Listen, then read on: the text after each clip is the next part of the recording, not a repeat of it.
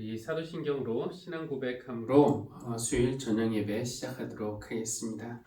전능하사 천지를 만드신 하나님 아버지를 내가 믿사오며 그 외아들 우리 주 예수 그리스도를 믿사오니 이는 성령으로 잉태하사 동정녀 마리아에게 나시고 본디오 빌라도에게 고난을 받으사 십자가에 못 박혀 죽으시고 장사한 지 사흘 만에 죽은 자 가운데서 다시 살아나시며 하늘에 오르사 전능하신 하나님 우편에 앉아 계시다가 저리로서 산자와 죽은 자를 심판하러 오시리라.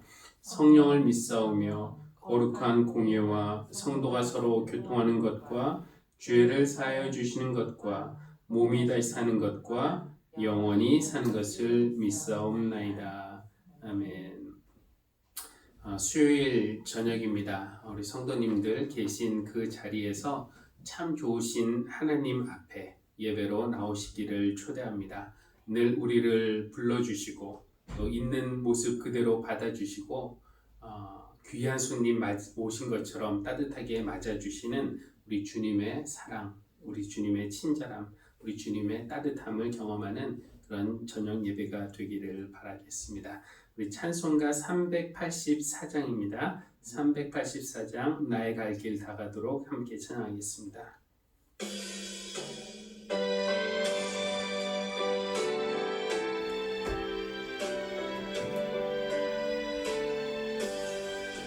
나의 갈 길 다가도록 예수 인도하시니 내 주 안에 있는 그 어찌 의심하리요. 믿음으로 사는 자는 하늘 위로 걷겠네. 무슨 일을 만나든지 만사 형통하리라. 무슨 일을 만나든지 만사 형통하리라. 나의 갈 길 다가도록 예수 인도하시니 어려운 일 당한 때도 족하니 내주시네. 나는 심히 고단하고 영혼 매우 가난하. 나의 앞에 반석에서 샘물 나게 하시네. 나의 앞에 반석에서 샘물 나게 하시네. 나의 갈 길 다가도록 예수 인도하시니 그의 사랑 어찌 큰지 말로 할 수 없도다. 성령 감화 받은 영혼 하늘나라 갈 때에 영영 부를 나의 찬송 예수 인도하셨네. 영영 부를 나의 찬송 예수 인도하셨네.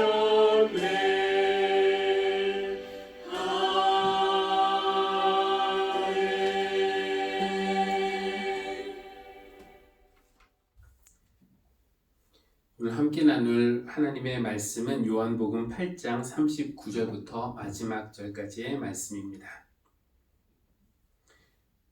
그들이 예수께 말하였다. 우리 조상은 아브라함이요. 예수께서 그들에게 대답하셨다. 너희가 아브라함의 자녀라면 아브라함이 한 일을 하였을 것이다.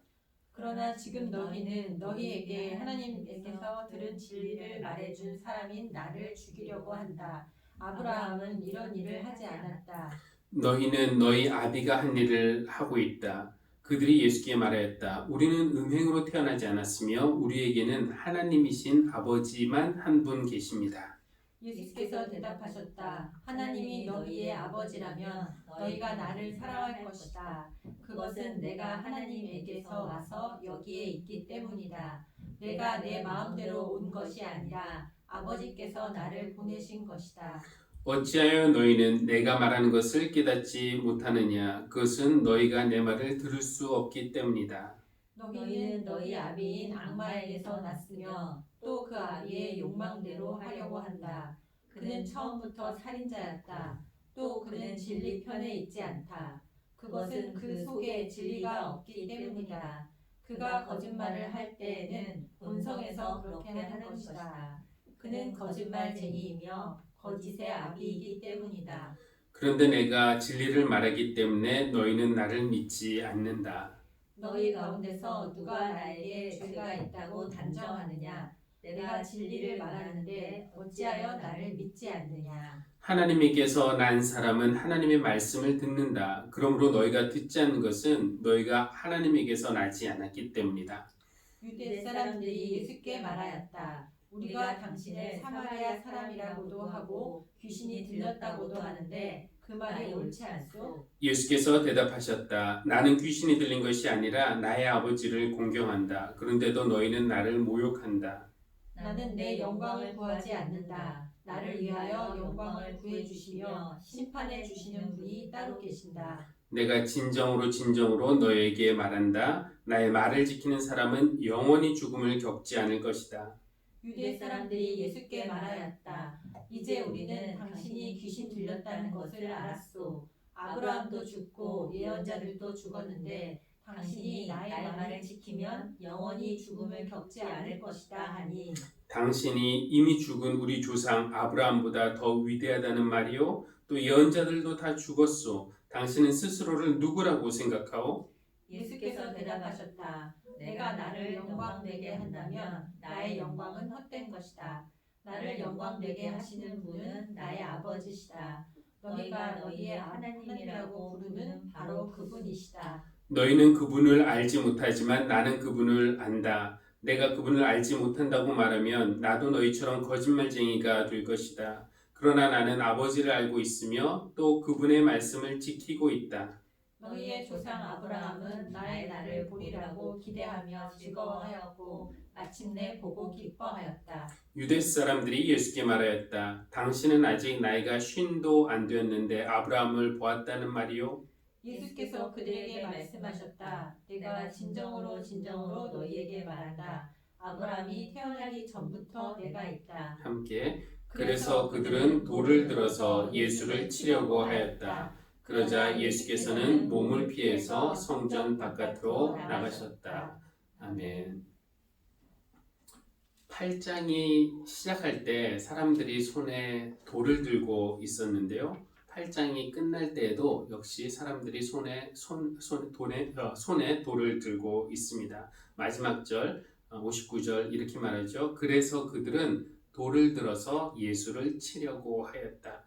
8장 앞부분에서 사람들이 돌을 들고 있었던 것은 간음 현장에서 잡혔던 그 여인에게 던지기 위해서였습니다. 물론 궁극적으로는 예수님이 그들의 공격 대상이었지만 말이죠. 잠시 돌을 내려놓고 떠났던 무리는 8장 마지막 절에서 결국 다시 돌을 들었고 이번에는 그들의 진짜 타깃인 예수님을 향해 돌을 던질 계획이었습니다. 이유야 어찌 되었든지 돌을 들고 있는 사람들을 보고 있으니까 요즘 교회가 처한 현실을 생각하게 됩니다.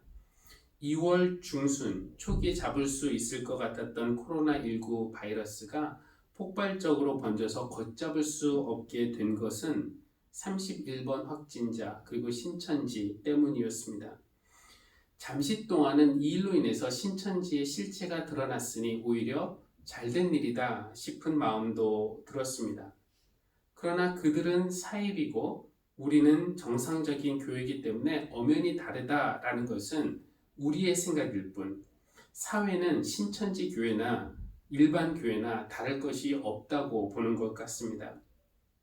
그 후에도 뉴스에는 명륜교회, 명성교회, 동안교회, 생명샘교회, 생명수교회 등이 등장했고 이틀 전인가요? 결정적으로 성남 은혜예강 교회에서 예배 및 집회 자제 요청에도 불구하고 모여서 예배 드렸다가 확진자가 50명이 넘는 그런 불행한 일이 발생했습니다. 그런 기사들을 보면은 대표적인 댓글들은 어떤 내용입니까? 너희가 신천지와 다를 게 뭐냐? 헌금에 눈먼 교회들, 압수수색하고 세무조사해라. 이런 비방들이 달려 있습니다.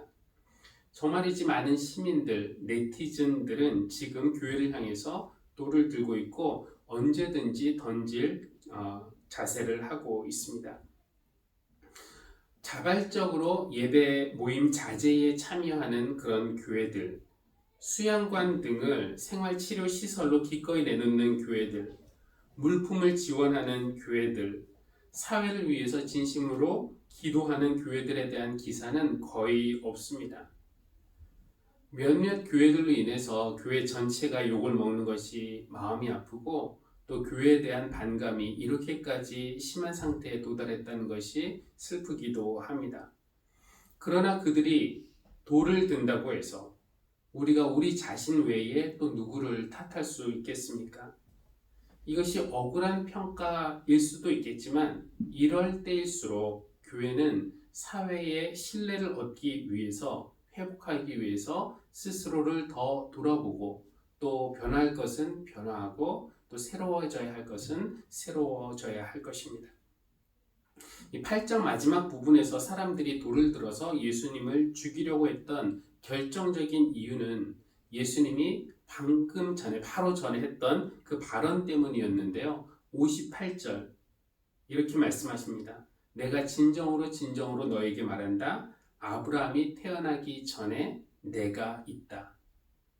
이 아브라함이 예수님보다 1800여 년 전에 죽었는데 아브라함이 태어나기 전에 예수님이 계셨다면은 예수님은 아브라함보다 나이가 많다 이런 것을 말씀하시려는 것이었을까요?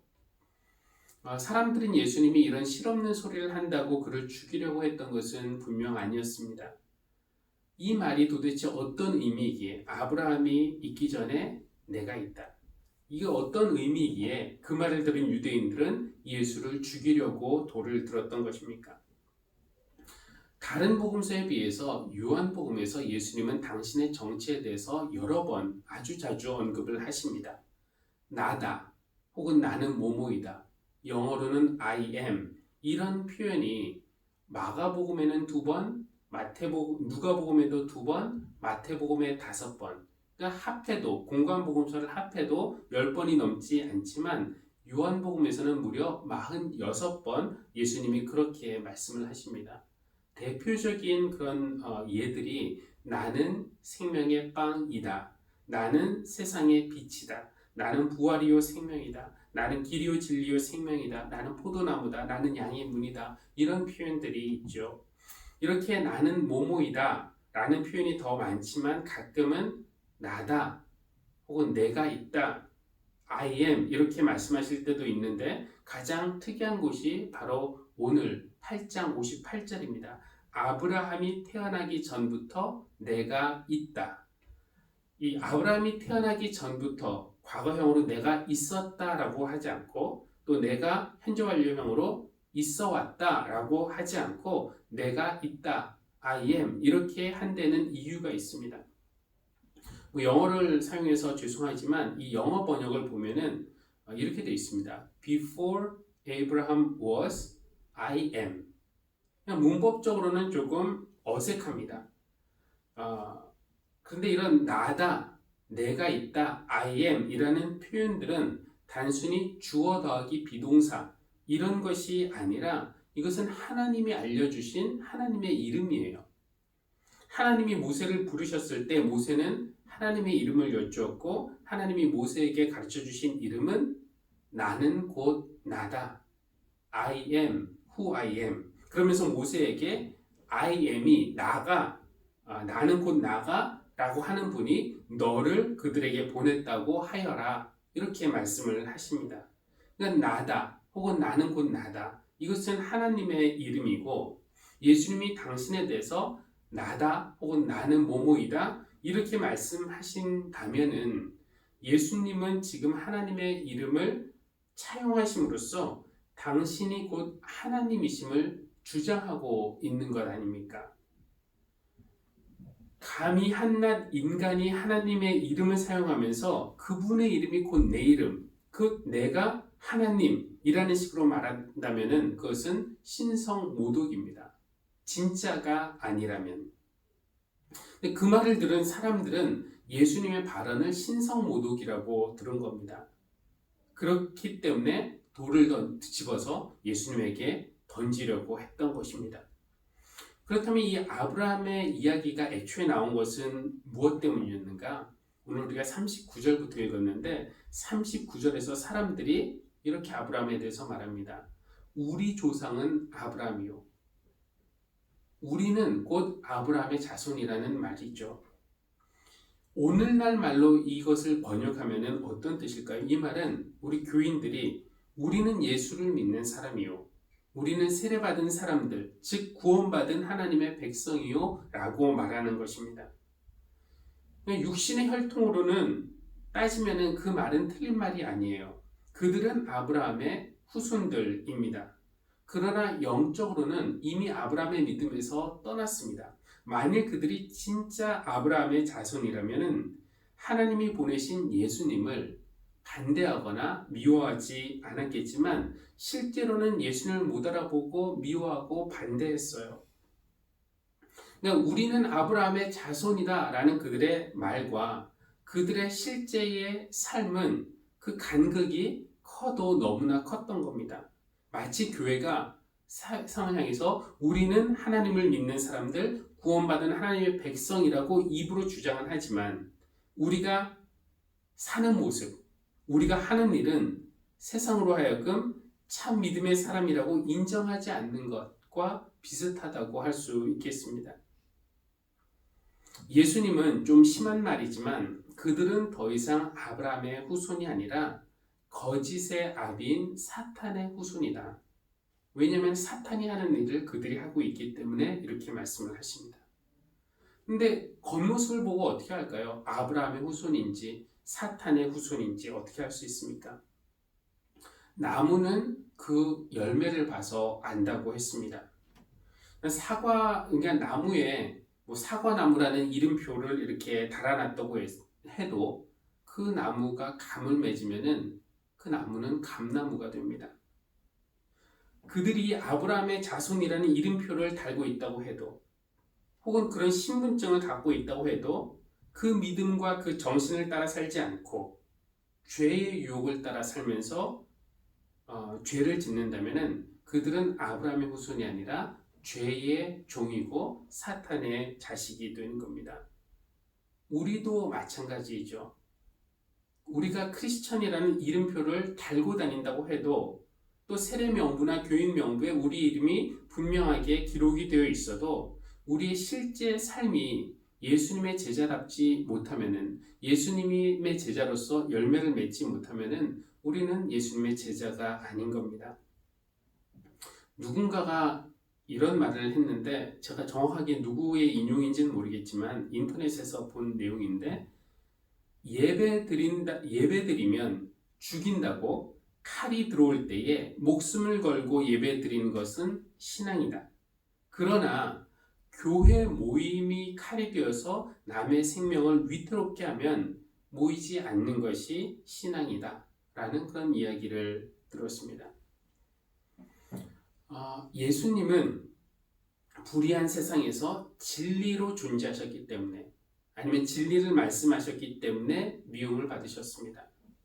그분이 미움을 받으셨던 이유는 다른 사람에게 해를 끼쳐서 생명을 해쳐서 미움을 받으신 것이 아닙니다. 그분이 아브라함 전부터 계셔왔던 태초에 하나님과 함께 계시면서 모든 그 창조 사역에 동참하시고 모든 피조물에게 생명을 부여하셨던 지금도 사람들에게 죽어가는 사람들, 죽은 사람들에게 참 생명을 부여하실 수 있는 하나님이시다라는 것을 설득시키는 그런 과정에서 그런 진리를 거부하고 어두움에 머물러 있기를 고집하는 사람들이 그를 죽이기 위해서 돌을 들었던 것입니다. 오늘날 교회가 생명을 살리는 일에 동참하기 때문에 아니면 진리 편에 서 있기 때문에 사람들이 돌을 들고 있는 것인지, 만약에 그렇다면 돌이 아니라 칼이 들어와도 진리 편에 서 있을 수 있는 용기가 교회에게 있기를 빕니다. 그러나 만약에 잘못된 신앙관 때문에 월세나 목회자 사례나 헌금 같은 돈 문제 때문에 아니면 우린 안전하겠지라는 안일한 생각 때문에 교회 예배가 바이러스를 퍼지게 하는 원인이 되어서 돌을 맞는 것이라면 어쩌면 우리는 돌을 맞고 정신을 차려야 할 것입니다. 사람들은 지금 교회를 향해서 돌을 들고 있습니다. 진리 편에 서 있기 때문에 우리가 돌을 맞는 것이라면 두렵지 않지만 사회에서 신뢰를 다 잃고 모두의 생명보다는 우리의 생존이 더 소중해서 우리가 돌을 맞는 것일까봐 두렵습니다. 하나님께서 우리를 잘못된 신앙, 안일한 생각, 편협한 마음에서 구원해 주시기를 바랍니다. 우리 찬양 함께 하겠는데요. 보라 너희는 두려워 말고 함께 찬양하겠습니다.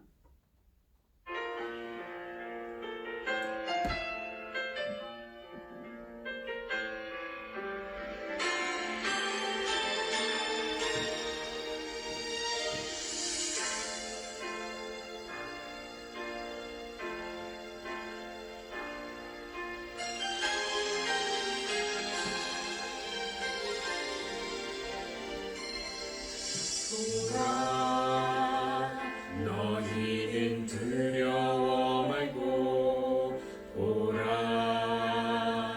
너희를 인도한 나를 보라 너희는 지치지 말고 보라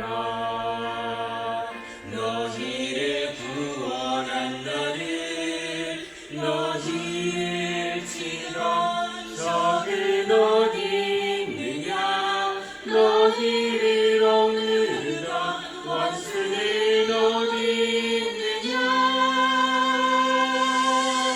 보라 하나님 구원을 보라 하나님 능력을 너희를 위해서 싸우시는 주의 손을 보라 보라 하나님 구원을 보라 하나님 능력을 너희를 위해서 싸우시는 주의 손을 보라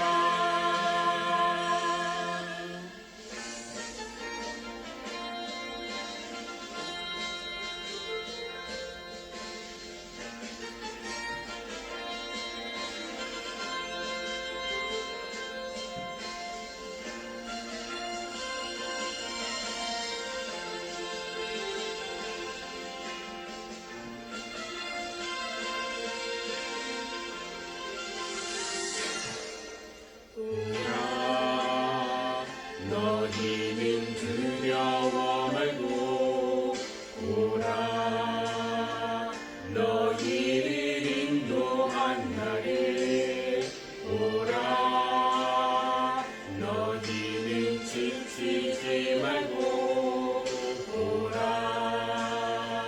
너희를 구원한 나를 너희를 치던 적은 어디 있느냐 너희를 억누르던 원수는 어디 있느냐 보라 하나님 구원을 보라 하나님 능력을 너희를 위해서 싸우시는 주의 손을 보라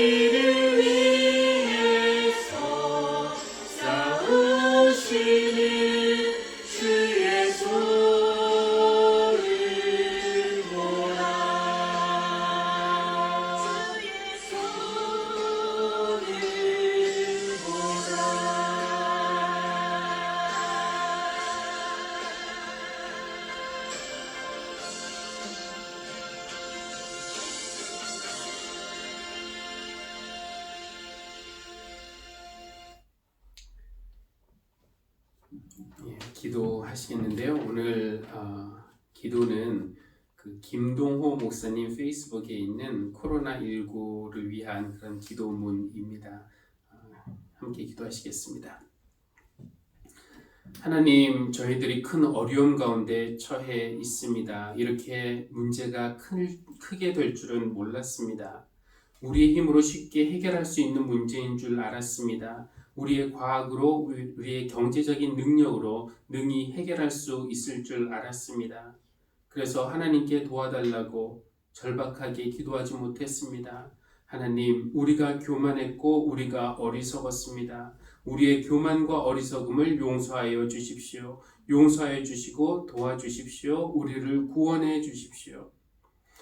주님께서 집을 세우지 아니하시면 세우는 자의 수고가 헛되고 주님께서 성을 지키지 아니하시면 파수꾼의 깨어있음이 소용없음을 믿습니다.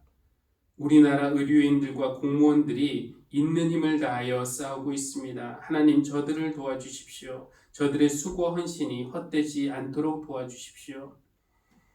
맥없이 방역망이 뚫리고 있는 나라들도 있습니다. 더 이상의 방역을 포기한 나라도 있다는 말도 들립니다. 하나님, 막아주십시오. 이 바이러스가 아프리카나 가난한 나라로까지 퍼져나가게 되면 세계적인 재앙이 될까 두렵습니다. 많은 사람이 죽어야만 합니다. 특히 가난한 사람들이 위험합니다. 하나님이 힘없는 나라와 백성들이 상상을 초월한 고통을 당해야 합니다. 하나님, 도와주십시오. 우리를 불쌍히 여겨주십시오. 확진 판정을 받고 격리 중인 사람들이 있습니다. 저들 중에는 중증 환자들도 있습니다. 치유하여 주십시오. 저들의 생명과 건강을 지켜주십시오. 경증 환자들도 치료가 잘 되어 중증으로 발전하지 않고 빨리 회복되어 퇴원할 수 있게 해주십시오. 이 코로나 바이러스의 확산을 막아주십시오. 하나님, 코로나19로 인해서 또 경제가 급격히 무너지고 있습니다. 가난한 이웃들이 속수무책으로 무너져가고 있습니다. 하나님, 도와주세요. 저들이 무너지지 않도록 지켜주세요. 돕는 손길들이 많아지므로 오히려 전화위복의 역사가 일어나게 해주십시오. 서로 돕고 섬기며 사랑하는 일들이 풍성해지므로 오히려 세상이 더 따뜻해지고 오히려 더 세상이 살만한 세상이 되게 해주십시오. 현장에서 병마와 싸우며 환자들을 위하여 사투를 벌이는 의료인들과 공무원들 그리고 봉사자들에게 은혜를 베풀어 주셔서 저들이 지치지 않도록 힘을 불어넣어 주시고 저들의 건강을 지켜 주십시오. 이 모든 일이 하나님의 은혜로 다 수습되고 해결되어 다시 일상으로 돌아가게 될 때에 마스크 없이 자유롭게 사람들과 만나며 이야기하며 차와 음식을 나누며 함께 예배하는 소소한 일상이 다 하나님의 크신 은혜임을 잊지 않게 해주십시오. 또 작은 일 하나에도 감사할 줄 아는 사람이 되게 해주십시오. 예수님의 이름으로 기도합니다. 아멘. 이제는 우리 주 예수 그리스도의 은혜와 하나님 아버지의 크신 사랑과 성령님의 교통하심이 모든 하늘씨앗교회 성도님들과 지금부터 영원까지 늘 함께 하시기를 간절히 축원합니다. 아멘.